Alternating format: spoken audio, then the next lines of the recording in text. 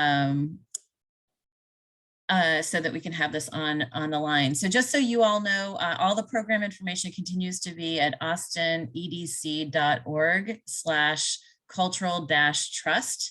And many of you all have been going to that site, and it is a lot of words on a page, but we certainly try to keep the archive of all the program information there. I just wanted to extremely thank you for the participation and your constant kind of attention to a lot of our emails.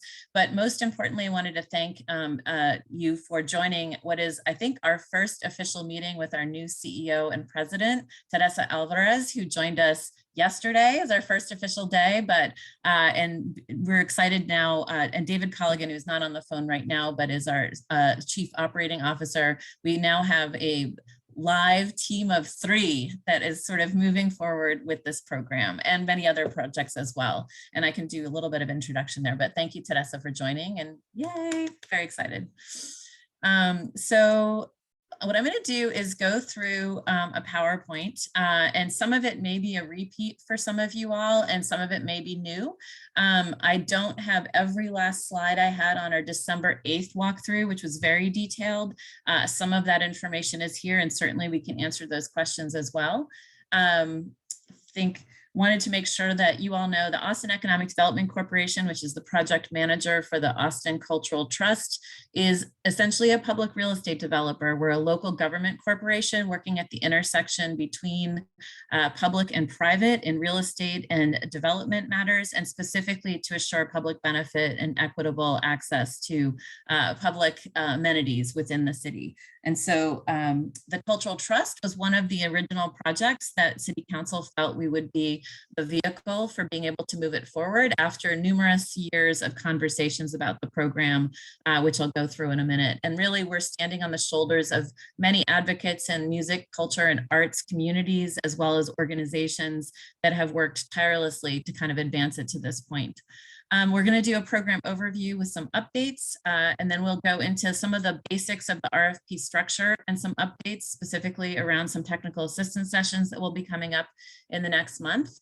And then talk a little bit about evaluation criteria, which is in the RFP itself, and then certainly doing some FAQ clarifications.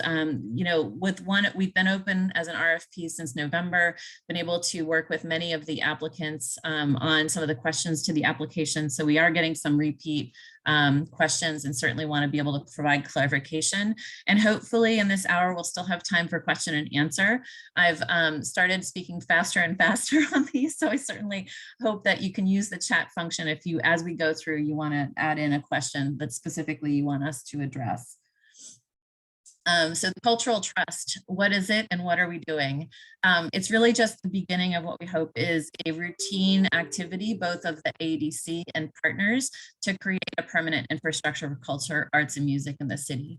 The goal really is the facilitating of the acquisition, development, and preservation of existing spaces, as well as the creation of new cultural arts and music venues. The city of Austin already has a significant number of projects and buildings and facilities that support the culture, arts, and music. This is about broadening that and also providing a variety of different types of spaces. We are key to achieve diversity, equity, and inclusion, and really represent the majority of Austinites, and really making sure that we're getting to all corners of the community to make sure that we are amplifying their voices in culture, arts, and music.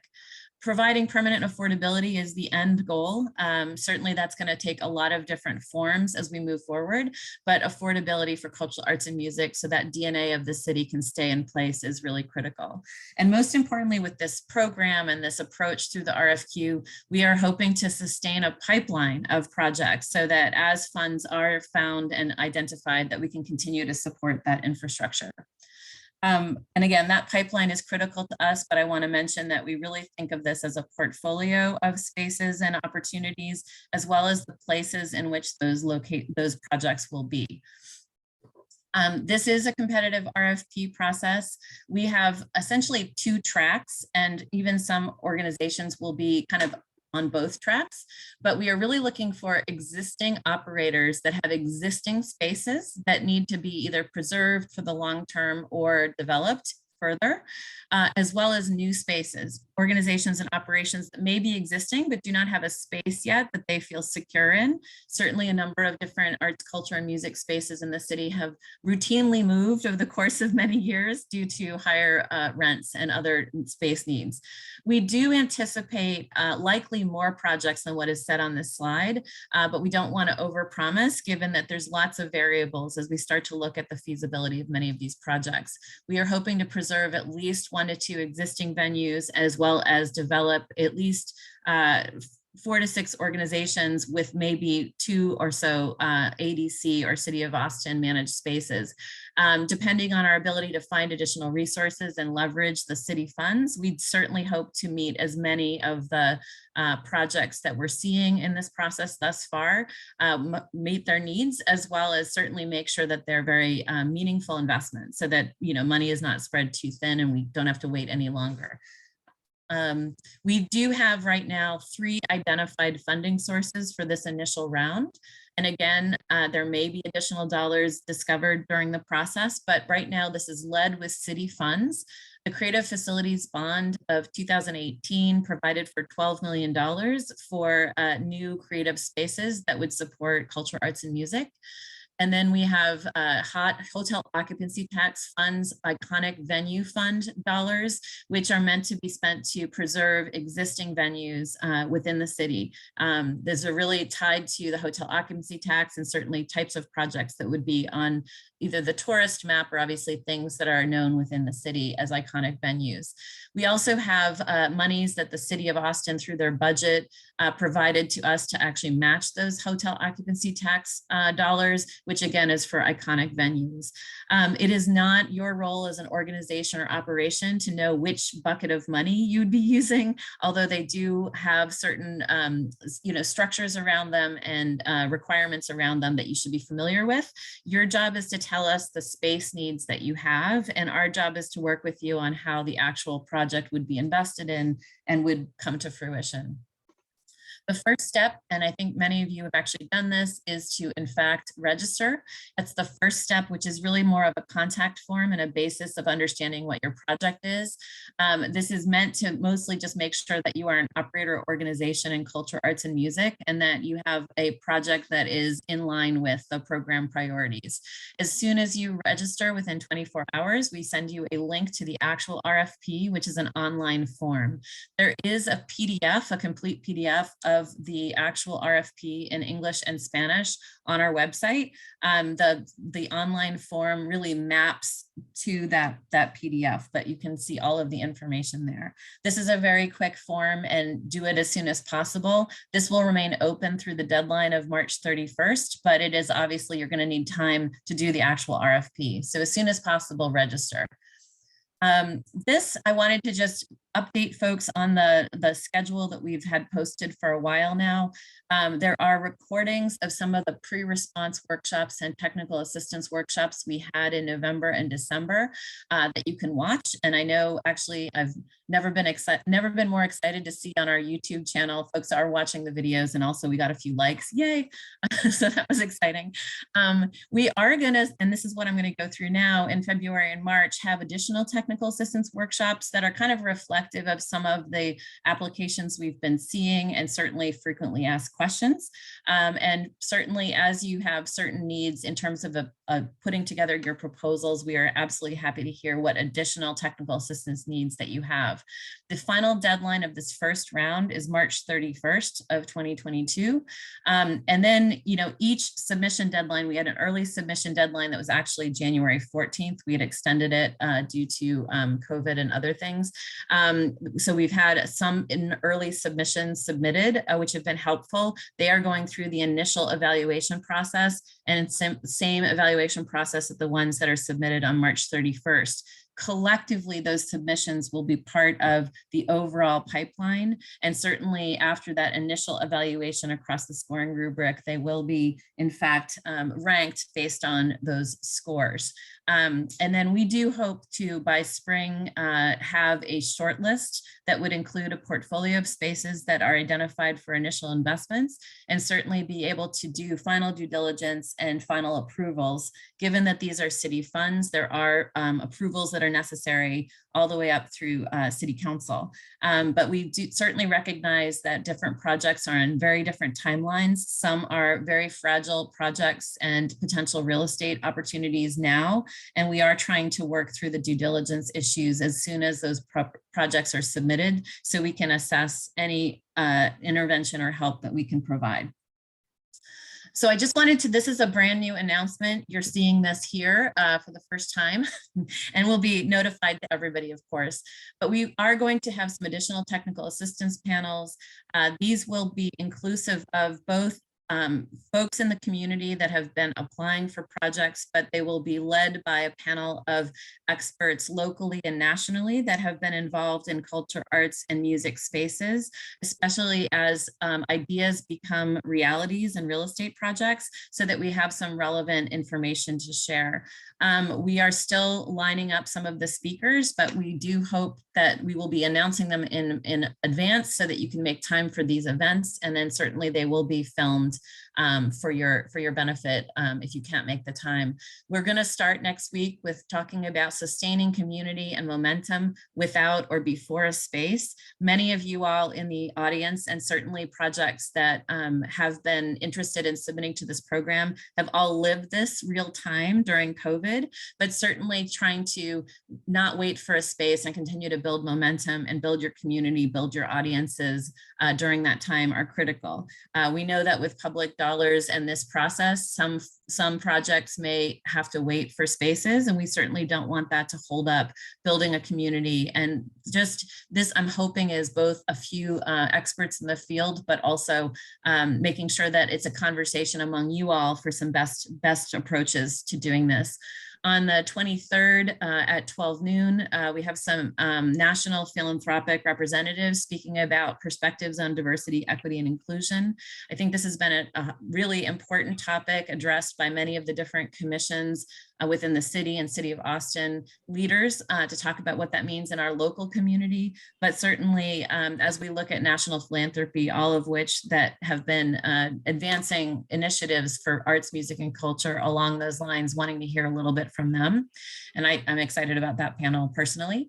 And we have then on the 1st of March, which is actually a Tuesday, the other two are Wednesdays, translating vision and business into space programs. You know, I think what we're asking for in this program is right now, what are your space needs? But more importantly, what's your vision? What's your program? The space needs we're asking for are your best thought process right now, knowing that some of the early stage projects or some of the projects in transition may be still, you know, really balancing that vision and business into space. This is a process by which we certainly hope to be helping you all with that, including during the due diligence phases after your submissions. And then we will have a panel on real estate, more specifically to follow up on an Urban Land Institute panel we had a couple of weeks ago that was really a conversation with developers on you know, really preserving and creating creative space that's genuine, authentic, and helpful to the ecosystem. We want to sort of flip that a little bit and certainly have some developers, but hearing from arts, music, and culture organizations. So more details on that will come. Okay, the structure and submission requirements, and I'm not even catching my time, so hopefully we'll get to the question and answer period here. Many of you have seen this, but the second step after the registration will be that you'll be sent an online form from our online platform called Submittable. You will already have a login based on the registration process, and this form, one long form that has quite a few sections that I'll walk through in a minute, but it's really important that you'll, as a registrant or a submitter, through Submittable, you will get regular program updates that comes through Submittable. So we've definitely found that a few people have both created a main contact that's different than the person that submitted. And so the person that does the Submittable account will get all the frequent updates. We are trying to update all main contacts as well, but it's important that you think through who the lead contact is and who officially submits the form. Submittable allows collaborators to work on the application. That is done as soon as you create the application or the login. And it is helpful, I think, to work as a group, but it is important to think about who the submitter is and the primary contact. You also need to make sure that as the Submittable contact or the submitter, you need to make sure that your email notifications are turned on. A few people have turned them off. I think the default is on, not wanting to be spammed, but I think that you will be able to see the messages, but it's really important that the person who submits is able to receive the email notifications as well. As I talked before, the RFP, it's one RFP. We know that one size does not fit all, and every organization is unique. So many of you have learned to bear with us because each question may have a very specific way to answer based on your particular conditions. But we do have the existing venue. That's really an operator operating in an existing location. And it can include a new facility on the property, but that's if your request for the investment includes the property you are currently operating in, or it is a new venue. That means you're still an existing operation or organization, but you either have a proposed location, you may have already even signed a lease for it, but you're not actually existing there yet, or you don't have a particular location in mind. You may have an idea for some type of space, but you may not have the location identified yet, or that you're surely interested in shared space, wherever that may be within the ecosystem. So you really are choosing between existing venue, if you are an existing organization in an existing space, or a new venue. Not-for-profit, for-profit, and other business structures are welcomed. You will be asked about that business structure. It is not necessarily, it's not a particular eligibility requirement, but certainly we are going to be looking at a variety of different structures to be supported in this process. We are, if you are a property owner and you're looking to support the trust, or you're a real estate developer, we are certainly looking to field inquiries during this time, but this application or this RFP is primarily for operators or organizations in culture, arts, music, and making. We are going to have a separate request for call for spaces to the real estate and property community after we know the needs of the actual ecosystem. I don't need to go through every line on this, but I do want to make sure that you all know you do not have to be a real estate expert to submit to this application. This is more about your space needs than it is about a specific real estate structure or deal. Some projects do have an active project that they've been working on for a while, but wherever you are, we're here to help you sort of advance your project towards what that concrete permanent space opportunity is. We're also not asking, even if we ask for something, let's say a site plan, this does not have to be a fully developed site plan that you might submit to the city of Austin for site plan approval. This really is a window into your space needs as it relates to particular context or a particular type of space that you are using.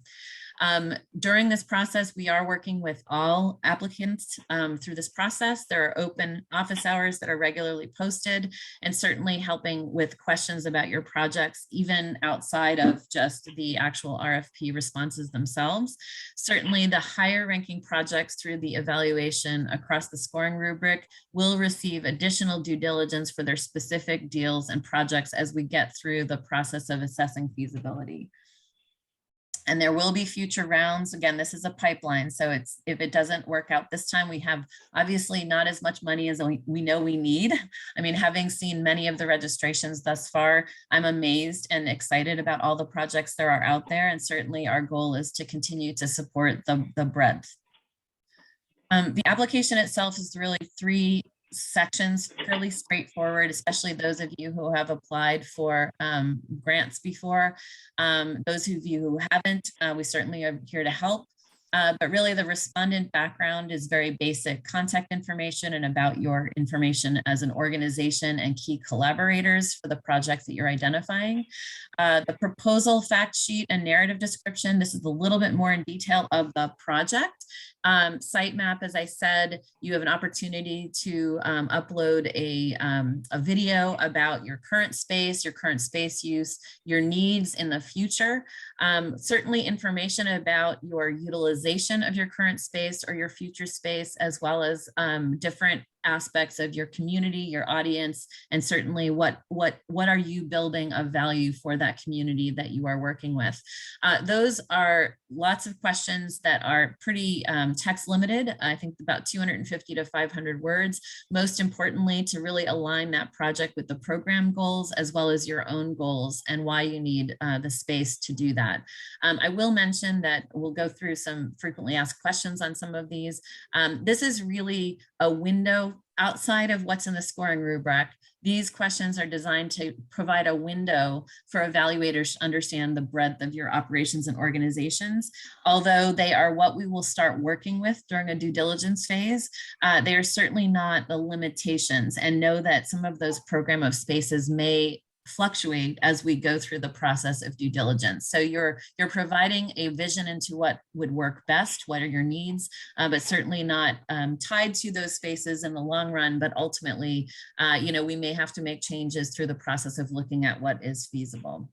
The financial and operating information, really pretty straightforward financial statements for the lead operator, a lead organization. If you're coming in as a team or consortium, those financial statements should reflect the lead operator. And this is really around organization capacity to be able to operate a space.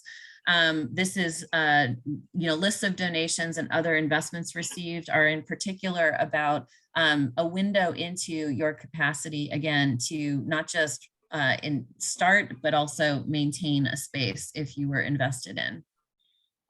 Evaluation criteria, I've been sort of lacing in some of this information as we go. But really as an existing venue, and again, an existing organization and an existing space, it's 70% around business and operating capacity and financial capacity, and then 30% around policy alignments. These are the number of points associated in the scoring rubric. Policy alignment around community impact, diversity, equity, and inclusion. Certainly, this is about investing in spaces that have been in existence for a long time and really making sure that we're investing in spaces that are there for the long term or relative long term, as the case may be. New venue, it's 35% business and operating capacity, recognizing that it may be a shared venue, it may be a singular venue for a particular organization or group of organizations, but there are more opportunities to look at how to arrange that operating and financial capacity to be successful. 65% is around policy alignment, diversity, equity, and inclusion, both in your programming, operator, makeup, and your operations and audience, and community impact in particular. And so those are just the basics. These are the specific rubrics that you will see in that RFP. And it really is important for you to read through this because the questions within the application and also what you're being evaluated on map very directly to this. And again, we understand that every organization, one size does not fit all, and we certainly want to be able to answer your questions as we go forward. As I said, that's the first step. Actually, there is a preliminary step where staff at ADC is reviewing all of the applications and making sure specifically that is ready to go on to the ranking round. We do a short list with ranking against those criteria. There are some programs that are going to be evaluated only on the existing venue rubric, some on the new venue rubric. There will be some projects that are a mix of both, and we will be actually evaluating them across both rubrics. So again, that is something that just making sure that you're aware of both scoring rubrics and how your application will be reviewed. Due diligence and feasibility would be the next step. We're working with board members and our evaluation committee to start to really look at the feasibility of those deal structures and how we would actually facilitate those investments. It would be a conversation for that shortlist at our board of directors and ultimately city council. During the final negotiation phases to final approvals, certainly there's a lot of work with city legal and other related to those city funding sources that would need to happen. And again, our goal, because we know that this is really critical to the ecosystem, is to advance this as quickly as possible, knowing that many of you all have been a part of the advocacy for this program for a long time. Q&A. I promise this is pretty straightforward, but I do get wordy. So I will end the presentation in a second. There is, in the actually bottom of this slide, you can see uploaded to our website, there is in fact a Q&A document that are all questions received to date and answers. This would be your guideline addition to the actual RFP that hopefully can get to many of your questions. January 7th, this was last posted, and certainly I can email it to you directly if you can't find it. But of those question and answer, we get routine questions that happen all the time. And so I'm going to just go do very quick clarifications on some of these. Project budget. There is actually no place where you're being asked for the official project budget. And I know that might sound strange, but the project budget is really likely tied to the real estate deal. And we are not expecting you all to be experts on the real estate deal, although many of you have probably done a lot to evaluate what the project budget is. If you have a project budget specifically, you can certainly upload that. Specifically, some organizations are a part of a larger project budget. That contextual information is extremely helpful. What you are being asked for is specifically on the existing venue is what is your financial commitment to the project? What types, and this goes to the next bullet, what types of donations and or investments do you regularly receive as an organization? And certainly, what do you anticipate in terms of different capital projects or other expenses that would be required to achieve the space as you know it? This is not meant as a scoring rubric element, meaning the project budget or the donation list, but it is a window into your organization and what your history or track record has been to be able to establish yourself in new spaces. There is a question, by the way, in the application about sweat equity, which unfortunately is only limited to either 250 or 500 words. I know many of your organizations have put a lot of effort to getting into spaces as you go, and we certainly want to hear that. Space utilization charts about your existing and then proposed spaces. There's been a lot of confusion around this.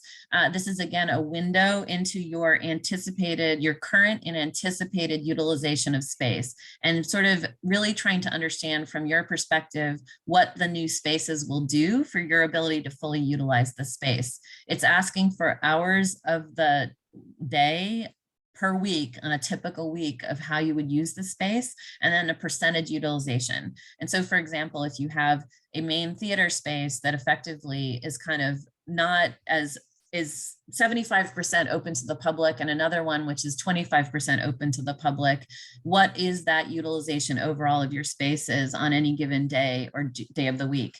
Again, this is a window or a picture or an illustration of your both current and anticipated space use.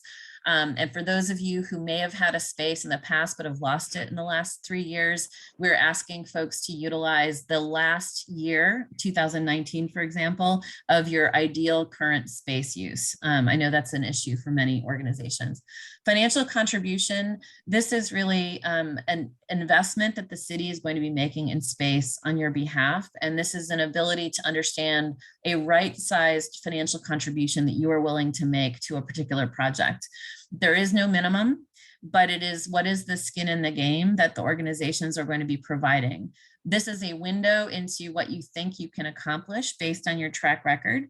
And again, through the due diligence and any final real estate discussion, this will be honed into a more specific number. But for example, if you have successfully done a crowdfunding campaign to put a sprung floor into your space for $10,000, and in this case, we were looking at a much larger space upgrade, can you do another $10,000 raise? That's kind of what we want to know. If you have a much larger project and you've already raised a certain amount of money towards it, we want to know what that is. But in terms of this specific investment, what is your financial contribution?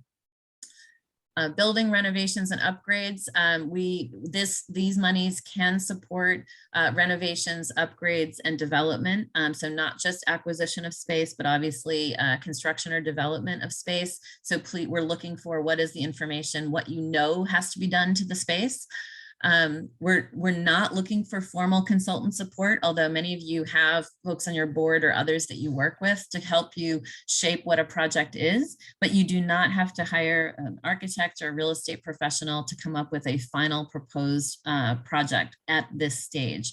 We certainly want you to have your own advisory services at some point in the process, but we are really looking for what your space needs based on what you know now.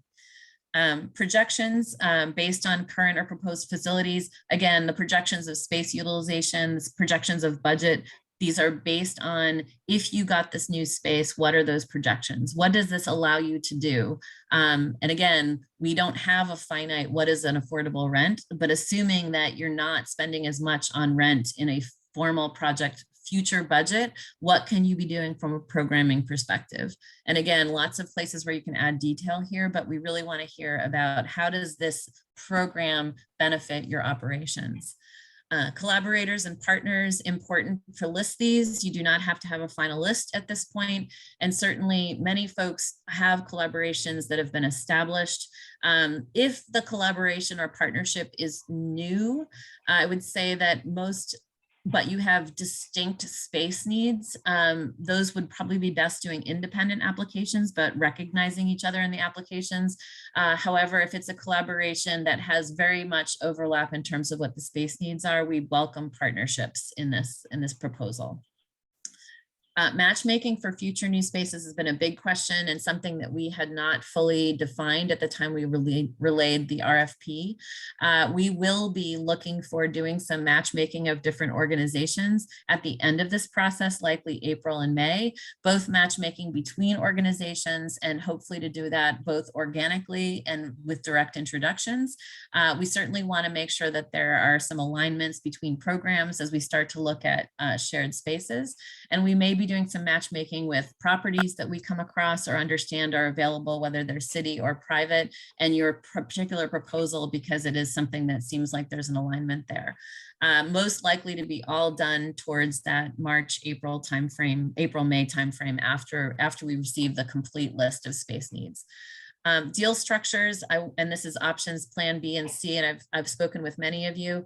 There are a few ways that the actual project might come to fruition. You all may have a sense of, yes, please buy my building. And we would love to do that. But another factor in that would be whether or not the property owner is willing or interested. And so we recognize that there may be 2 or 3 ways to get at the specific needs that you have. And in fact, some folks are interested in existing spaces and investing in those spaces, but if it doesn't work out, would be interested in additional space in the future. This is a complicated way of being able to fill out this application, I recognize, but we want to be able to kind of suit your primary short to medium term plan first, but understand that if you are open to additional opportunities, that is something that would be embedded in the same application. We do not need you to do multiple applications for if I stay in my existing space or if I'm going to a new space, but please set up some office hours so we can talk about the best approach to your application. And finally, again, the January Q&A document probably answers most of your questions, but I think I sent out to those of you received it some office hours in the next couple of weeks, and we will continue to post those for you to be able to ask your questions as you start to look at the application. So again, these are the technical assistance panels I'm very excited about. You will all be notified about them. And certainly hoping to get your feedback on what technical assistance would be valuable to you all. And again, this is I'm very excited about the fact that we have as many registrations to date as we do. And I believe there's quite a few people working on RFP applications. And we are thrilled with the diversity and breadth of both arts types, geography, and cultural and ethnic groups, racial groups that have been coming forward to be interested in this program. It's an amazing environment and ecosystem, and we certainly want to be able to help as we can. So I think that is all of my formal presentation, and I haven't looked at chats, and I can go back to slides in a second. But if you all have questions, I guess the best thing to do would be to raise your hand, and I'm certainly happy to answer them. Questions. And Okay, so first hand raised I'm seeing is David. David. Yeah, just wondering if the weekly info sessions coming up will be the same Zoom link as this one, or will maybe different Zoom links to look out for? Yeah, I will be sending those out individually. At this point with the technical assistance sessions, I'm going to be primarily advertising them to registrants only, not publicly. This session was actually publicly posted on the website. So registration is critical to be able to be notified of these technical assistance sessions, and those will be virtual. The last one, the real estate one, might be in person. I'm hoping that we'll be down to stage 3 by then, and we will be in person, because honestly, I can't wait to get the breadth of registrants in a room together so we can all, build some momentum. So you will be notified if you're registered, and I know you are. So other folks, there was another question, I think, Mikhail. Hi, and you can unmute. Yeah, good. We are Misha and Ira, and we are from Austin Russian Theater Company, and it looks like half of the participants in this meeting are Thank you. with us. We just learned about this program actually ongoing, so we're kind of late to the game. And we're new, so we have a lot of silly questions here. For example, can you give us some examples of iconic venues? It appears so often. I'm really curious what this actually is. Yeah, it turns out that, again, there is no official definition. There has been a lot of discussion in advocacy leading up to this program. But if you can, I think it was really brought around because of the loss of specific venues over the last, and I would say probably 10 years, famous, whether it's existing music venues, and there are some theater venues that have been displaced over time. So I think that the idea is, iconic is the looser term, but I think that certainly organizations that have been either as a brand or in a location for, 30 to 40 to 50 years, that folks would recognize as part of the Austin scene. And that can be music, theater, dance, etc. Those are the types of projects. The actual hotel occupancy tax funding that was initiated for this are from the historic preservation aspects. And there will be requirements around continuing to serve the tourist map of Austin. So the easiest types of venues would be music venues, because we're so known as the live music venue space of the world. But at the same time, like, it is not exclusive to that, although I would say that iconic music venues are probably the ones that are likely to be easily recognized. And what I've said to many folks is, as an existing operation, you do not have to decide. If you're an existing venue in an existing space and you're asking for money, you don't have to be the expert on whether or not it's an iconic venue or not. Tell us about your program, tell us about your location, your site. And many applications or registrations have been mentioning the fact that they are already a tourist draw. So certainly we're trying to just reflect what the situation is, and then we will hope to figure out what the best way to apply the funds are. So there is no definition yet, but I'm assuming through this process, we will probably craft what that definition is. Yeah, I was just curious if you could give us like some examples. So for example, I don't know, Threadgills is an iconic venue. That's a perfect one, but we lost that one. Yeah, and I think that's that was one of the ones, and really it was lost for a number of different reasons, but including the high cost of taxes and property taxes, which is what generated this concept of, with city ownership or nonprofit ownership, whether it's ADC or otherwise, we're relieving some of the property tax burden and can kind of create a stabilized rent, which is the goal of the program. So Threadgills is a perfect example. Yeah, sorry, I can't speak about ones that might be applicants right now, but ultimately Threadgills, I think, and I wasn't here, but now I'm just blanking. Well, I mean, the Continental Club, for example, I think that one is a different policy framework that was structured so that it can stay kind of in place. I think that's a historic, got a historic landmark status or something like that. So I think barbecue, I guess. Yeah, so no matter what, I mean, those are the things that I would say people would recognize, but I would just say, don't, if you're operating in an existing space, that would be sort of, especially with a historic preservation mindset, do not hesitate to apply. You don't have to tell us what fund it's going to be used for. Yeah. Well, sadly, it's not us. I mean, we're not operating in any particular historic space. So we actually wonder if we really don't have any particular site or venue or in mind, because we just, we're a theater, we exist for a while, and we basically jump, we rent here and there, we like play things in the backyard, we rehearse random spaces, we have no space whatsoever, and we just see it as a like general opportunity to get something. So can you give us an advice of how do we start and become even competitive in this competition?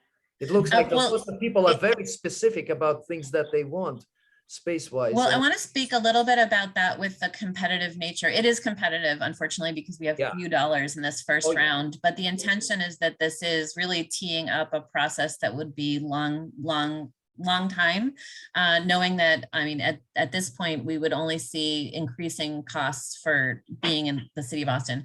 My goal through this process is to go back to council, thanking them very profusely for the monies that we have, showing them how the monies can be deployed to be able to preserve and support culture, arts, and music, but certainly start to recognize what the true needs are to keep this going. So the pipeline that we're creating is used for both advocating for additional funds, as well as certainly trying to figure out if there's other ways that we can help you as we work in a variety of different ways throughout the city in public-private real estate projects, right? So I think that the goal here is, yes, it's competitive.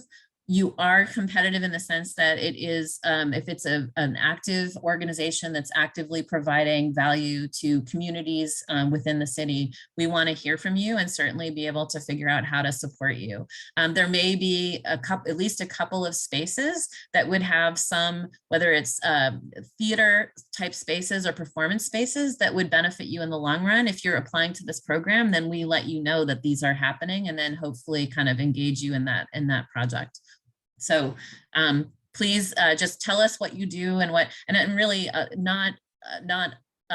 most of the organizations do a lot of moving around to different spaces. And this is about continuing to create infrastructure that is accessible and available to you all. So.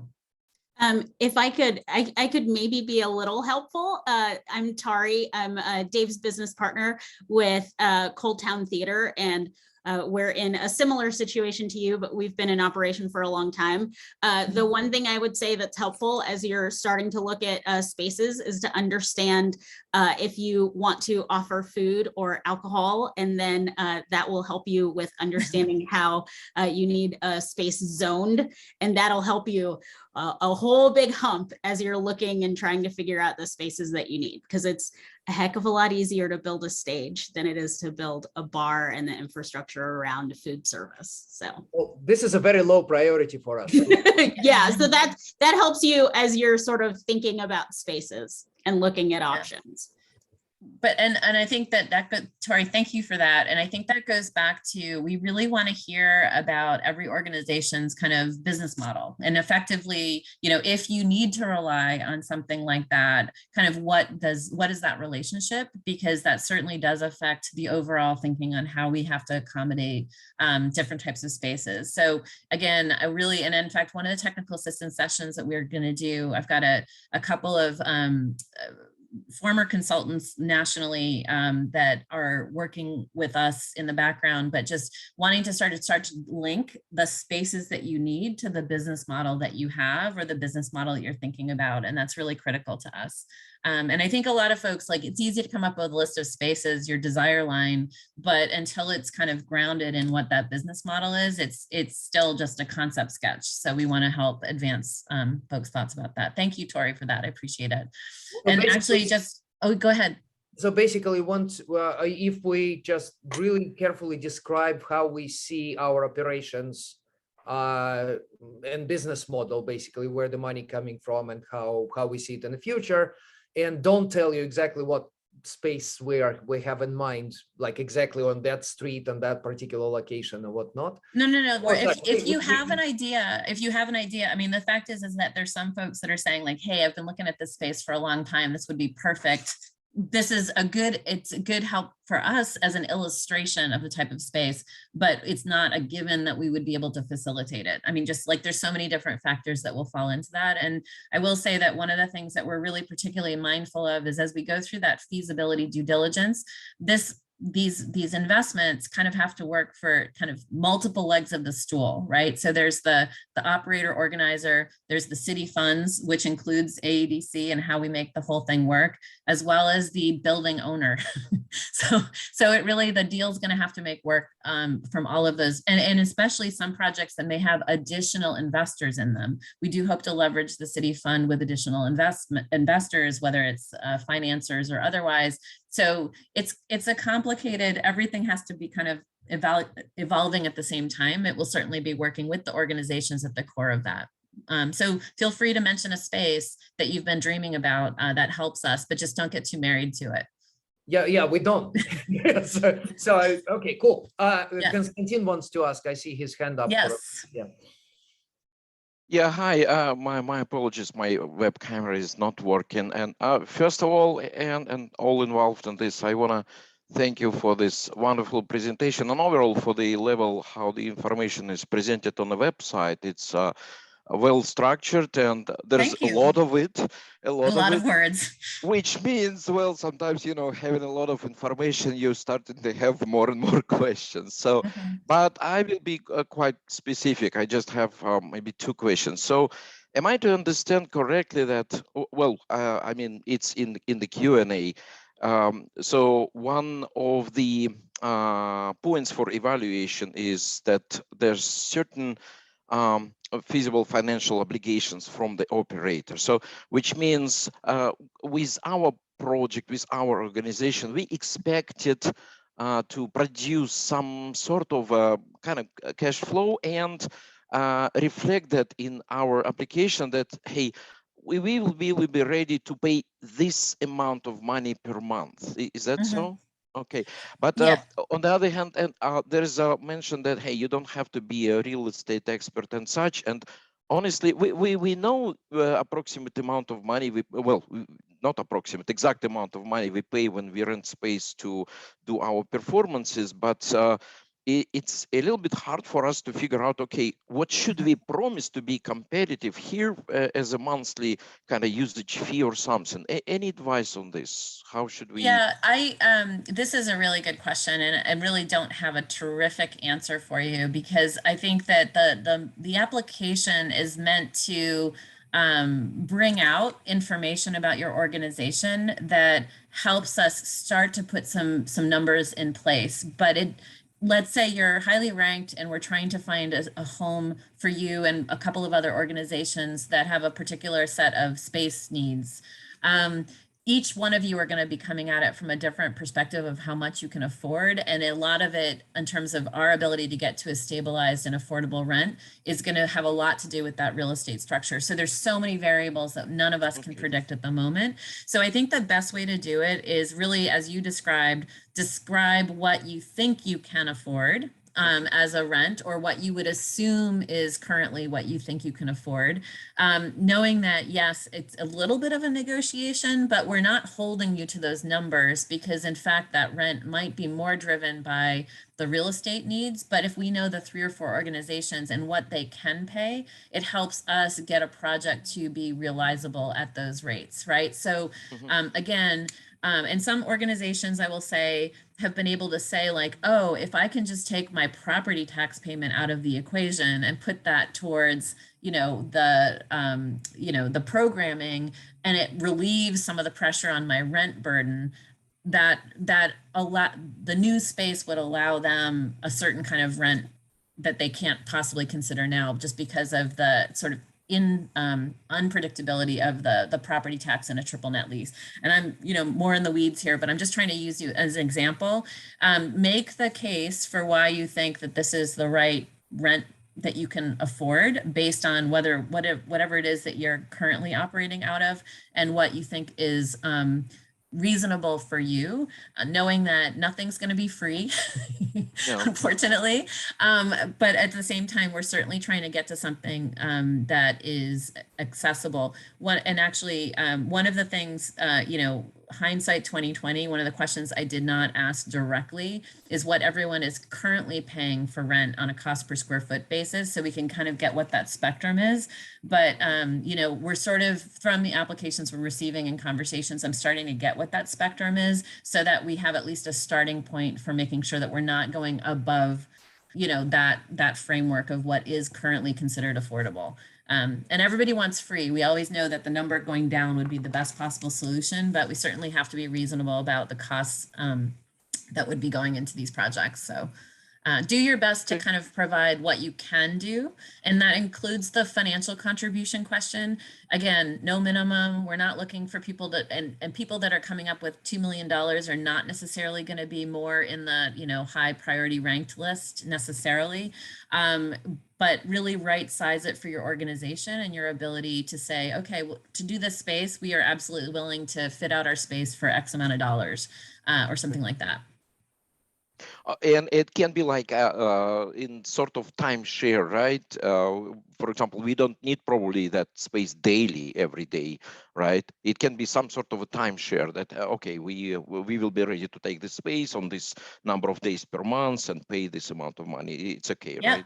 Yep, it's okay. Yep, and just tell us exactly. And again, so much, once we start to align with especially the organizations that we're seeing on the short list and full pipeline, projects will start to coalesce, and we'll start to have more deeper conversations about what that looks like as a, and we first of all want to make sure that the facilities we build are highly utilized. That brings the cost down for everybody. But certainly there are quite a few organizations that will not need 100% full-time space, and some that do. So certainly the more we know in the application process, the better we can support your needs. Okay, and last question, you mentioned that if we are not ready right now to go with full-blown application, we can submit pipeline application, and it's like a new, newly introduced feature. So will there be some more detailed information on the website? What does it mean, that pipeline application? Yeah, thank you for that question. I should have mentioned that earlier. Yes, so we haven't hyper advertised it yet, mostly because the more we get full applications, the more folks we can consider for some of these new spaces. But we do know there's quite a few projects that just aren't ready at the moment. The application is actually the same form, but fewer required questions and not any of the financial information at the back. So really the vision and goals and business plan and all of that would be the same. So I actually am going to put a section on the website about the pipeline only. I highly encourage you, if you're an active organization, actively performing, actively doing work, that you do the full application, but absolutely the pipeline only is the ability to kind of at least put your foot into the ring, and then certainly that we know about you, and it helps us when we go ask for additional funds at the city. So certainly it's a separate link, separate application, but it actually the same content. It's just fewer obligations, if that makes any sense. Yep. Perfectly. Yeah. Thank you so much. Thank you. Yeah. Any other questions? We're getting close to the end, and I'm just, Tori, I'm seeing a hand, finger. Yeah, a finger. I was like, I don't know where the hand is. I don't either. Yeah. With diversity, since it's such a large part of the rubric, I just want to be clear I understand what it is that you're looking for. Are you looking for like all of the different diversity dimensions of our existing community and how we then draw that in? Okay. Both. I mean, it's really important to talk about it from kind of the community / audience side, right? Programs, artists, inclusion of folks that, you know, and active work to continually work on that, right? Because many of these organizations are particularly from, let's just say, you know, the Russian Chorus or the Puerto Rican Cultural Center. They have a community that is established based on folks in that community. But I think we all benefit when each community is always trying to stretch to kind of really diversify, because I think that's what makes the cultural makeup of the city more rich, right? So I think that the goal here, specifically in the criteria, and again, I don't have my legal counsel on board, and certainly these things come every now and then float in that way, it is important for us that representation at all levels is present. And certainly that in a big picture goal that includes, you know, leadership, organization, but the scoring rubric specifically is about programs, community, and active work to continually make diversity, equity, and inclusion at the forefront of both your building of your organization and, in fact, your reach. So good question. That's a huge part of our business. So it's more of like, how do we include it all in the word count?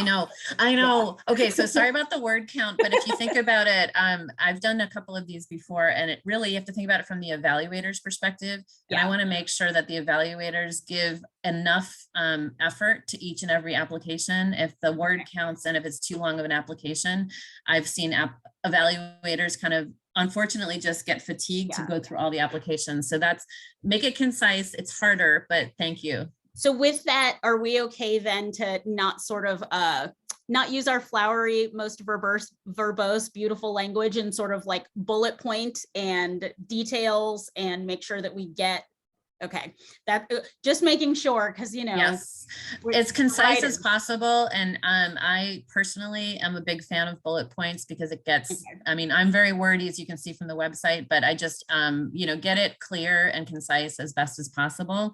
I mean, you know, good narratives, making sure that it's clear is excellent.